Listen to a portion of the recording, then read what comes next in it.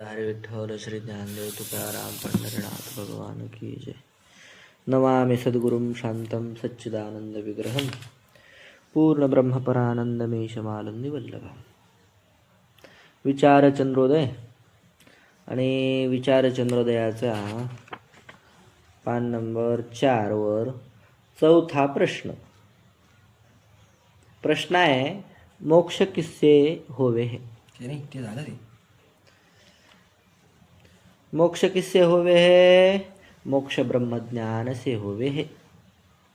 मोक्ष कशाने होतो. ब्रह्मज्ञानाने. तर ब्रह्मज्ञान 11 नंबर टिप्पणी खाली पा. कर्म और उपासना से चित्त की शुद्धि और एकाग्रता रूप ज्ञान के साधन होवे है. मोक्ष होवे नहीं. मोक्ष नाही. ज्ञानानेच मोक्ष होतो आणि ब्रह्मज्ञानानेच मोक्ष होतो. कर्म उपासनेने मोक्ष होत नाही. कर्म उपासनेने काय होईल बा. कर्म उपासनेने चित्ताची शुद्धी होईल आणि चित्ताची एकाग्रता होईल. म्हणजे चित्त शुद्ध होणं, चित्त एकाग्र होणं हे ज्ञानाचे साधन आहेत.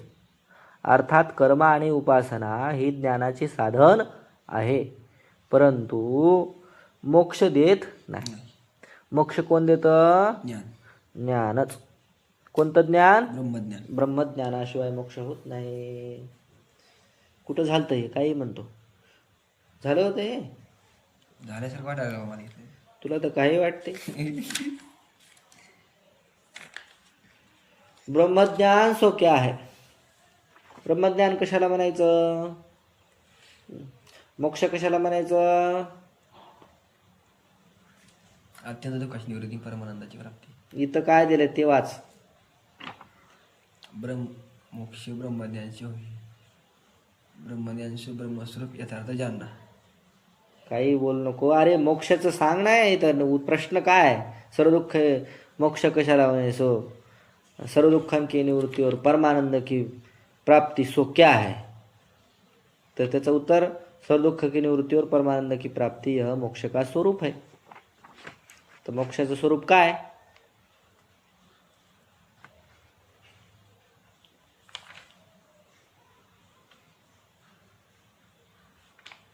काय मोक्ष स्वरूप. अरे आता सांगितलं सांग की.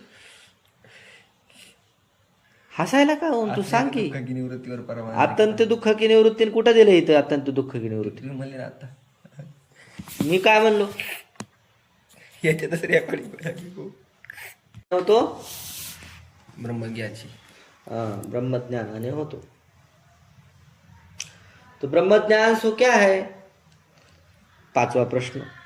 ब्रह्मज्ञान सो क्या है. तर 12 नंबर टिप्पणी. ही टिप्पणी फार महत्वाची. ब्रह्म से अभिन्न आत्मा का ज्ञान मोक्ष का हेतु है. ब्रह्मज्ञान म्हणजे काय. तर ब्रह्मज्ञान सो क्या है. तो ब्रह्मज्ञान सो ब्रह्मस्वरूप को यथार्थ जानना. ब्रह्मज्ञान म्हणजे ब्रह्मस्वरूपाला यथार्थ जाणणे. यथार्थ जाणणे म्हणजे जसं आहे तसं जाणणे. त्याचं नाव काय. यथार्थ जाणणे. यथार्थ जाणणे. आणि 12 नंबर टिप्पणी काय म्हणते. ब्रह्माहून अभिन्न आत्मा आहे. ब्रह्माशी अभिन्न आत्मा आहे. असं हेच काय ज्ञान. आणि हे मोक्षाला कारण आहे. मोक्षाला कारण काय. ब्रह्म अभिन्न आत्मा असं ज्ञान. माझा आत्मा कसा आहे. ब्रह्माशी अभिन्न. ब्रह्म अभिन्न. ब्रह्म आत्मा एकच आहे असं जे ज्ञान. हेच ज्ञान कशाला कारण आहे. मोक्षाला. मोक्षाला कारण आहे. अर्थात असं जाणणं म्हणजेच काय जाणणं. ब्रह्मस्वरूपाला यथार्थ जाणणं. 6वा प्रश्न. ब्रह्मज्ञान कितने प्रकार का है. मोक्षाला कारण असणारं हे ब्रह्मज्ञान. कोणतं ब्रह्मज्ञान. ब्रह्मस्वरूपाला यथार्थ जाणणं रूप ब्रह्मज्ञान. कोणतं ब्रह्मज्ञान. ब्रह्माशी अभिन्न आत्मा आहे हे ज्ञान, हे ब्रह्मज्ञान किती प्रकारचं आहे, असा 6वा प्रश्न. तर ब्रह्मज्ञान परोक्ष और अपरोक्ष भेदते, 2 प्रकार का है. ब्रह्मज्ञान किती प्रकारचं? 2 प्रकारचं. एक परोक्ष ब्रह्मज्ञान, दुसरं अपरोक्ष ब्रह्मज्ञान. हो ठीक आहे. तर मग परोक्ष ब्रह्मज्ञान कशाला म्हणायचं, हा 7वा प्रश्न. परोक्ष ब्रह्मज्ञान सो क्या है. परोक्ष ब्रह्मज्ञान म्हणजे काय, तर ब्रह्मस्वरूप, परोक्ष ब्रह्मज्ञान का स्वरूप, परोक्ष ब्रह्मज्ञानाचं स्वरूप सांगतात. सच्चिदानंद रूप ब्रह्म है, ऐसा जो जानना सो परोक्ष ब्रह्मज्ञान है. ब्रह्म कसा आहे, सत चित आनंद रूप ब्रह्म आहे असं जाणणं है ना, असं ज्ञान होणं, याचंच नाव परोक्ष ब्रह्मज्ञान आहे ना. 13 नंबर टिप्पणी. परोक्ष ज्ञान कशाला म्हणायचं, तर ते सांगतात. तत्वमसी महावाक्यगत तत्पद के अर्थ को जनावता है, याते सो अपरोक्ष अद्वैत ज्ञान विषय उपयोगी है. तत्वमसी महावाक्यामध्ये जे तत्पद आहे की नाही, ते तत्पद अर्थाला जाणून देतं. तत्पद फक्त कशाला जाणून देतं, ब्रह्माला जाणून देतं. तत्पदानं केवळ काय कळतं, ब्रह्म कळतं. म्हणून ते तत्पद या ते सो अपरोक्ष अद्वैत ज्ञान में उपयोगी. हे परोक्ष ब्रह्मज्ञान, परोक्ष जे ज्ञान आहे ते ज्ञान कशा करता, अद्वैत ज्ञानाकरिता उपयोगी आहे. तत्पदाचं ज्ञान होणं म्हणजेच कशाचं ज्ञान होणं, ब्रह्माचं ज्ञान होणं. नुसतं ब्रह्म आहे हे कळणं. तत्पदानं काय कळतं, नुसतं ब्रह्म कळतं. ते ब्रह्म कसं आहे, कसं आहे, पाय की ग्रंथात सच्चिदानंद रूप आहे. ते ब्रह्म कसं आहे, सच्चिदानंद रूप. एवढंच कळणं, याचं नाव काय, परोक्ष ज्ञान. परोक्ष ब्रह्मज्ञान. 8वा प्रश्न. परोक्ष ब्रह्मज्ञान किससे होवे. आता हे परोक्ष ज्ञान कसं होतं, कोणाकडून होतं, काय करावं लागतं ते परोक्ष ब्रह्मज्ञान होण्याकरिता, तर त्याचं कारण सांगतात. परोक्ष ब्रह्मज्ञान का हेतु. सद्गुरु और सत्शास्त्र के वचन में विश्वास के रखने से परोक्ष ब्रह्मज्ञान होवे. सद्गुरु आणि सत्शास्त्र, सद्गुरु आणि सत्शास्त्र म्हणजे वेदाधिक उपनिषदादी शास्त्र, याचं नाव काय, सत्शास्त्र.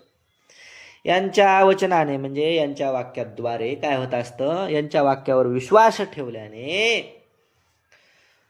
परोक्ष ब्रह्मज्ञान होतं. सद्गुरू काय म्हणतात, शास्त्र काय म्हणतं, यांच्यावर जर विश्वास असेल तर काय होत असतं, परोक्ष ब्रह्मज्ञान. परोक्ष ब्रह्मज्ञान म्हणजे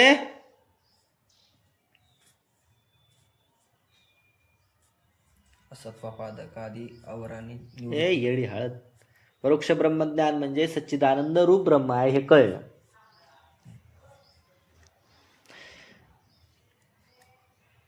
नऊ प्रश्न. परोक्ष ब्रह्मज्ञान से क्या होवे. आता हे परोक्ष ब्रह्मज्ञानाने काय होतं, काय फायदा, त्याचं फळ सांगतात. परोक्ष ब्रह्मज्ञान का फल, असत्वापादक आवरण की निवृत्ती होवे. परोक्ष ब्रह्मज्ञानाने काय होतं, असत्वापादक आवरण की निवृत्ती, असत्वापादक आवरणाची निवृत्ती होते. आता असत्वापादक आवरण काय भानगडे, तर 14 नंबर टिप्पणी त्याचं उत्तर त्याचं सांगतात. ब्रह्म नहीं है इस रीति से ब्रह्म के असद्भाव का आपादक कहिए, काय रे इथं, संपादक.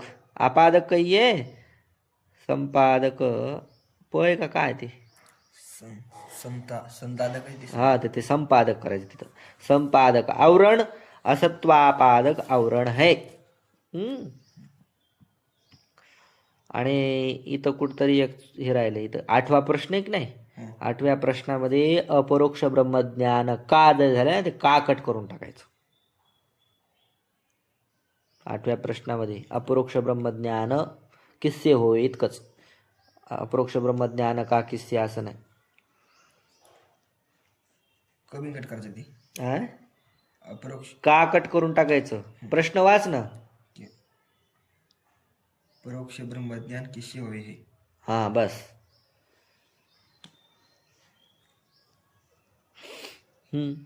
तर असत्वापादक आवरण म्हणजे ब्रह्म नाही. अशा प्रकारचं ब्रह्माचा असद्भाव, असद्भावाचा आपादक म्हणजे संपादक. ब्रह्म नाही, ब्रह्म नाहीच अशा प्रकारचं संपादक म्हणजे असं सांगणार असं आवरण. संपादक म्हणजे काय अर्थ घ्यावा लागल. संपादन करणार. ब्रह्मज्ञान आवरण एक प्रकारचं किंवा अज्ञान. काय अज्ञान ब्रह्म नाही आहे अशा प्रकारचं जे आपल्या ठिकाणी आवरण आहे म्हणजे अज्ञान आहे. त्या अज्ञानाची निवृत्ती कोण करतं. परोक्ष ब्रह्मज्ञान. परोक्ष ब्रह्मज्ञानाचं फळ काय. असत्वापादक आवरणाची निवृत्ती.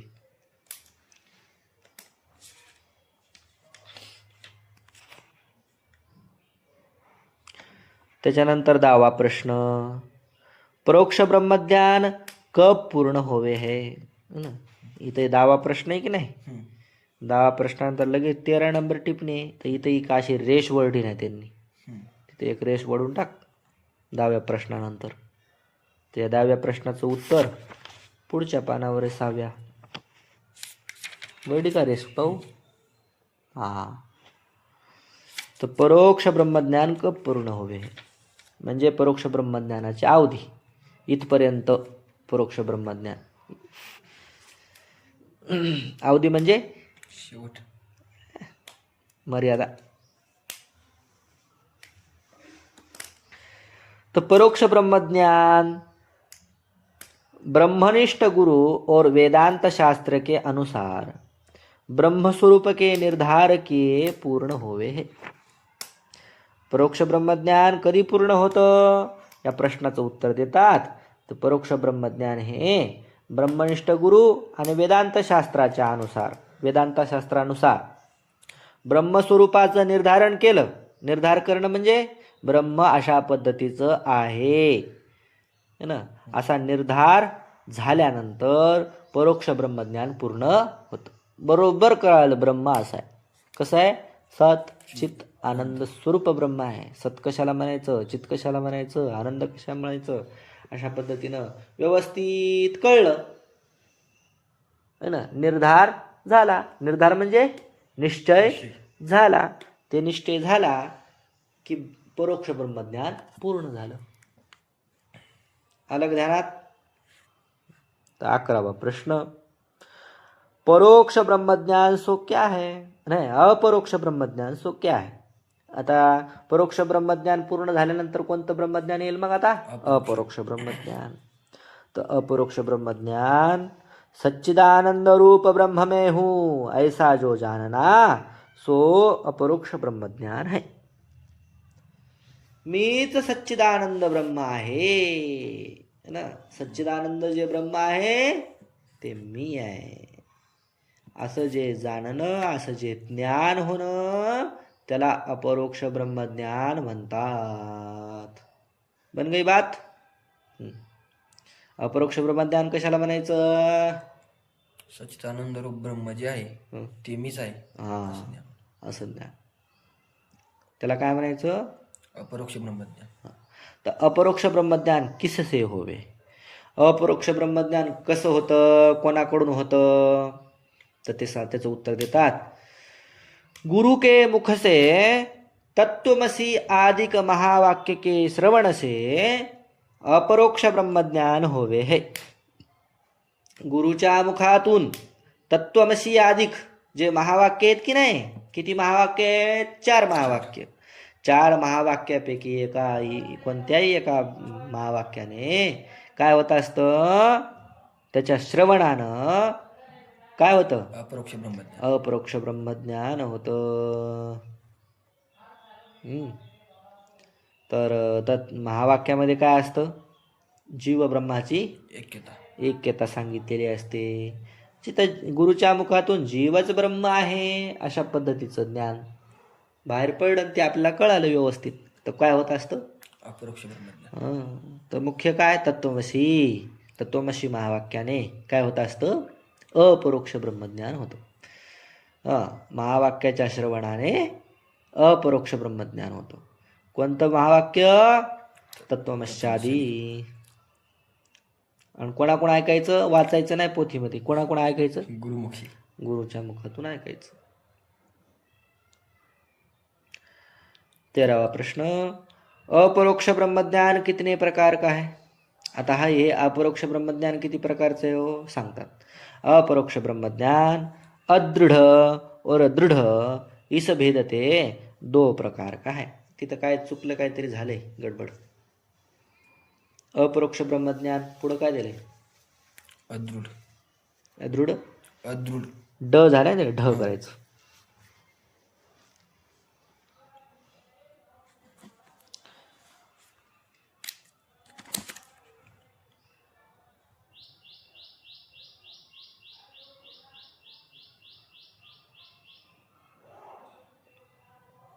अपरोक्ष ब्रह्मज्ञान अदृढ़ और दृढ़ इस भेदते 2 प्रकार का है. 2 प्रकारचं अपरोक्ष ब्रह्मज्ञान असतं. एक असतं अदृढ ब्रह्मज्ञान, अदृढ अपरोक्ष ब्रह्मज्ञान, दुसरं दृढ अपरोक्ष ब्रह्मज्ञान. तर त्यापैकी अदृढ अपरोक्ष ब्रह्मज्ञान सो क्या है. अदृढ अपरोक्ष ब्रह्मज्ञान म्हणजे काय हो, 14वा प्रश्न. तर त्या अदृढ अपरोक्ष ब्रह्मज्ञानाचं स्वरूप सांगतात. असंभावना और विपरीत भावना सहित जो ब्रह्म आत्मा की एकता का ज्ञान होवे सो अदृढ अपरोक्ष ब्रह्मज्ञान है. तिथं निश्चय झालं ना, ते निश्चयाला गोल करायचं, त्याच्या खाली ज्ञान करायचं.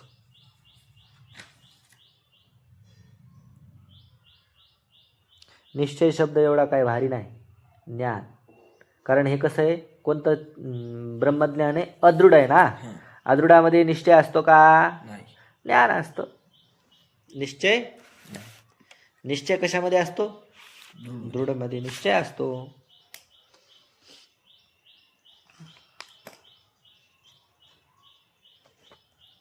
तर असंभावना आणि विपरीत भावने सहित जे ज्ञान, कोणाचं ज्ञान, ब्रह्म आत्म्याच्या एकतेचं ज्ञान. ब्रह्म आत्मा एक आहे हे कळालं, पण काय, असंभावना नावाचा दोष राहिला, विपरीत भावना नावाचा दोष राहिला. मग त्यामुळं निश्चय मात्र होत नाही.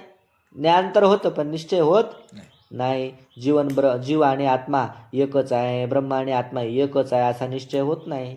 त्यालाच म्हणायचं अदृढ अपरोक्ष ब्रह्मज्ञान. काय म्हणायचं त्याला, अदृढ अपरोक्ष ब्रह्मज्ञान. ज्ञान आहे पण निश्चय नाही. तर निश्चय का नाही, तर असंभावना आणि विपरीत भावना आहे. तर या असंभावना काय भानगड आहे, तर ते सांगतात. 15वी टिप्पणी पाय. तर असंभावना वेदांत विषयी जीव ब्रह्म का भेद प्रतिपादन किया है किंवा अभेद यह प्रमाणगत संशय है ना. यालाच हे प्रमाणगत संशय. आणि जीव ब्रह्म का भेद सत्य है व अभेद सत्य है यह प्रमेयगत संशय है. इन दोनों प्रकार का संशय असंभावना कहिए. असंभावना म्हणजे संशय, असंभावना म्हणजे संशय. संशयाला असंभावना म्हणायचं. तर संशय 2 प्रकारचा, कोणकोणता, एक वेदांत शास्त्रामध्ये जीव ब्रह्माचा भेद प्रतिपादन केला की अभेद प्रतिपादन केला है ना. संशयामध्ये 2 भाग असतात ना, एक आहे किंवा नाही. तर जीव ब्रह्माचा भेद सांगितला की अभेद सांगितला वेदांत शास्त्रात, याला म्हणायचं प्रमाणगत.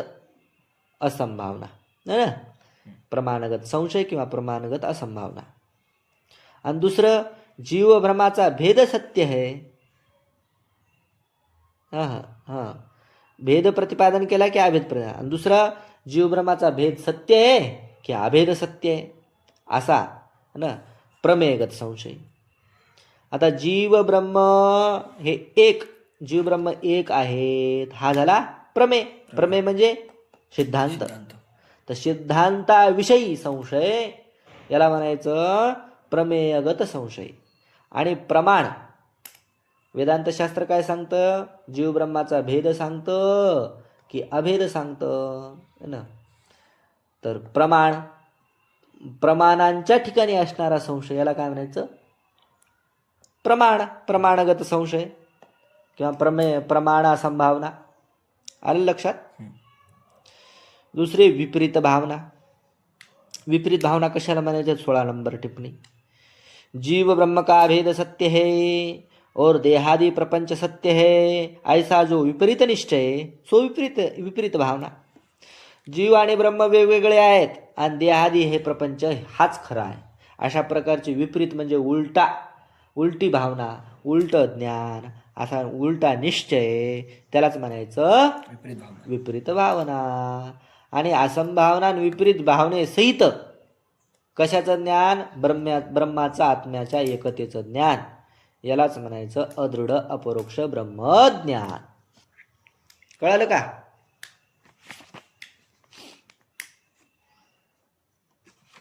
बस करायचं. 21 मिनिट झाली. चल द्या अजून जरा.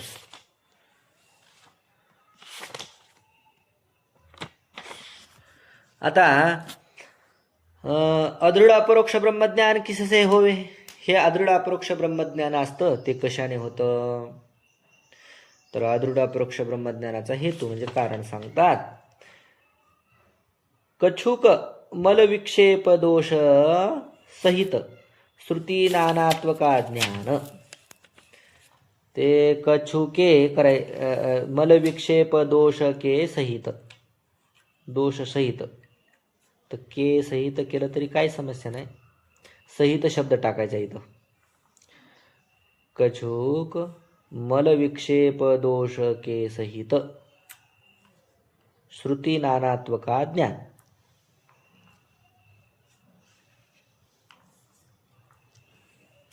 मल विक्षेप दोषासहित श्रुती नानात्वाचं ज्ञान. श्रुती नानात्व म्हणजे अनेक श्रुतींचं ज्ञान. श्रुतीचं ज्ञान आहे परंतु कशा पद्धतीने आहे, मल विक्षेप दोषाने सहित आहे. मल चित्तामध्ये मल विक्षेप दोष आहे, दोन्ही दोष असल्यामुळं यानं सहित कशाचं ज्ञान झालं, ज्ञान जीव आणि ब्रह्माच्या एकतेचं ज्ञान. ब्रह्म की अद्वैतता के असंभव का ज्ञान और भेदवादी अरु पामर पुरुष के संग के संस्कार. ब्रह्मज्ञान आहे, जीव ब्रह्माचे एकतेचं ज्ञान आहे, परंतु कसं आहे, अदृढ आहे. अदृढ काय आहे तर मल विक्षेप दोष आहे. मल विक्षेप दोषासहित अनेक श्रुतीचं ज्ञान. त्याच्यानंतर ब्रह्म की अद्वैतता के असंभाव का ज्ञान. ब्रह्म कसं आहे,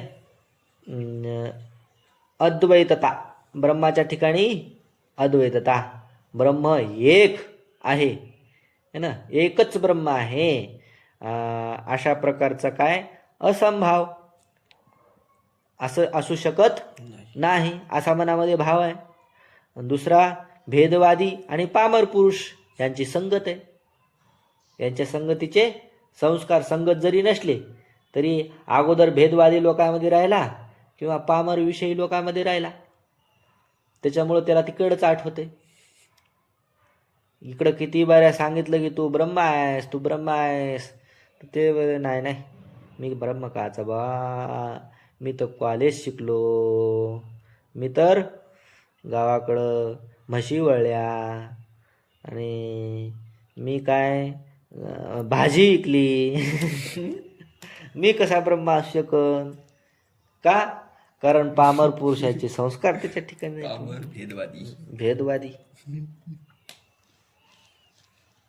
किंवा मग इकडं वेदांत शास्त्र शिकण्याच्या अगोदर दुसरीकडेच शिकला ते काही बरंचसं.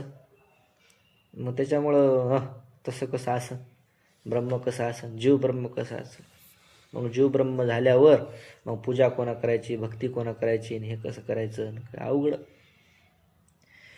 इनकरी सहित पुरुषकू गुरुमुखद्वारा महावाक्य से, हे सगळं त्याच्या ठिकाणी संस्कार आहेत ना. मलविक्षेप आहेत, श्रुतीचे नाना श्रुतीचं ज्ञान आहे ना, भेद अभेद सांगणाऱ्या श्रुतीचं ज्ञान आहे, त्याच्यामध्ये निश्चित झालेलं नाही. त्याच्यानंतर ब्रह्म एक आहे याच्याविषयी बी काय संशय आहे. भेदवादी आणि पामर पुरुषाचे बी संस्कार आहे, यांच्या सहित त्या पुरुषाला गुरुमुखाद्वारे महावाक्याचं जर श्रवण घडलं है ना, महावाक्य के श्रवण से अदृढ अपरोक्ष ब्रह्मज्ञान होवे हे. अदृढ अपरोक्ष ब्रह्मज्ञान होतं. इतके दोष सहित ज्ञान झालं की त्याला म्हणायचं अदृढ अपरोक्ष ब्रह्मज्ञान. ब्रह्मज्ञान तर होणार, महावाक्य ऐकल्याबरोबर ब्रह्मज्ञान होणार, याच्यात काही संशय नाही. पण ते कसं होणार, अदृढ होणार. अदृढ का होणार, कारण मलविक्षेप दोषात सहित झालं. कारण श्रुतीच्या नाना श्रुतीचं ज्ञान झालं, पण त्या ज्ञानाश्रुतीच्या ज्ञानाचा निश्चय नाही झाला की त्याच्यात भेद सांगितला की अभेद सांगितला है ना. त्याच्यानंतर ब्रह्म एकच आहे ना, ब्रह्म अद्वैतता, ब्रह्माच्या ठिकाणी अद्वैतता म्हणजे ब्रह्म एक आहे, अशा प्रकारचे असंभाव, या असंभावाचं ज्ञान म्हणजे असं संभव होऊ शकत नाही, अशा पद्धतीनं मनात ठरलेलं आहे.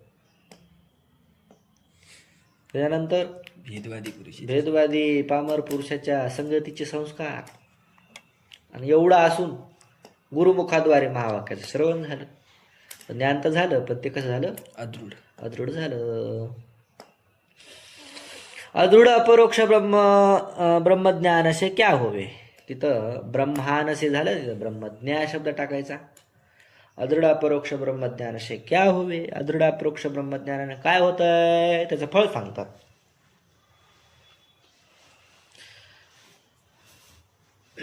अदृढ अपरोक्ष ब्रह्मज्ञान से उत्तम लोक की प्राप्ती होवे हे.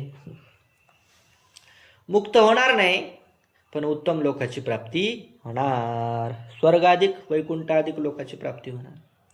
किंवा त्याच्यानंतर पवित्र श्रीमान कुलविषय जन्म होवे, आणि उत्तम लोक भोगून नंतर त्याचा जन्म कुठं होतो, पवित्र आणि श्रीमंत कुळाच्या मध्ये त्यांचा जन्म होतो, चांगल्या घरी जन्म होतो.